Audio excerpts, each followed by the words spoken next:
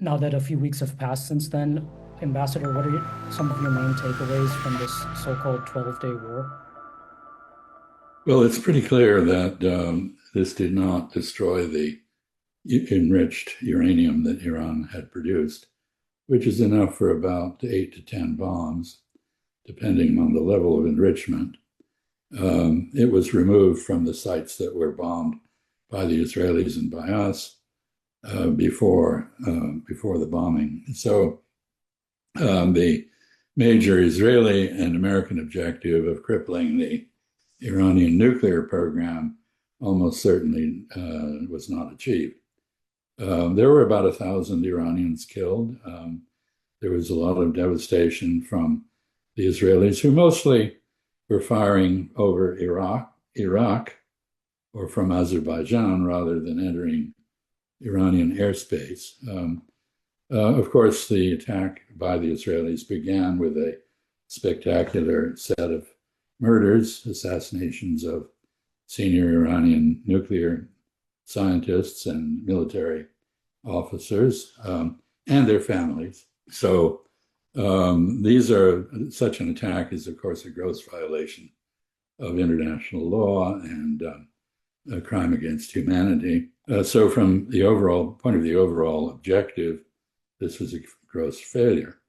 On the Israeli side, Israeli military censorship has largely concealed the damage, which was very extensive.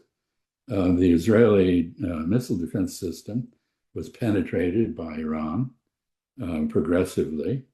5 major bases, the Weizmann Institute and the ports of Ashdod and Haifa, were put out of commission by the Iranian attacks.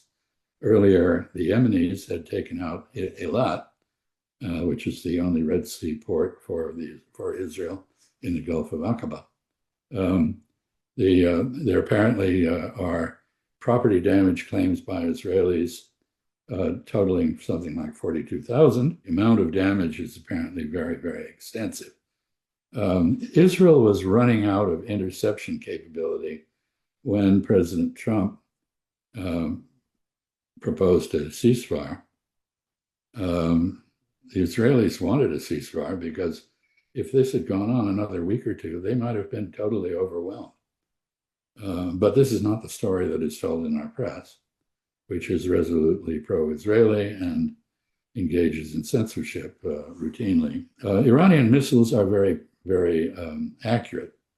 The other development that I suspect we're going to see, which is not good, is that the Iranians, having learned the lesson that North Korean experience has demonstrated, namely, if you don't have nuclear weapons, you can end up like Colonel Gaddafi in Libya, that is sodomized in a drain pipe, and Libya turned into a state of anarchy.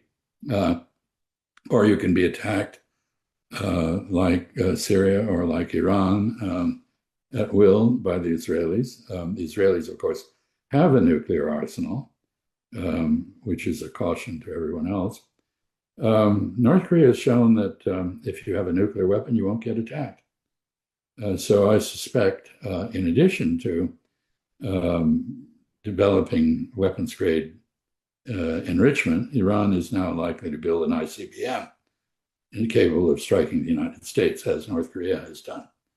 The net effect of maximum pressure on North Korea has been to create a nuclear threat to the United States that did not exist.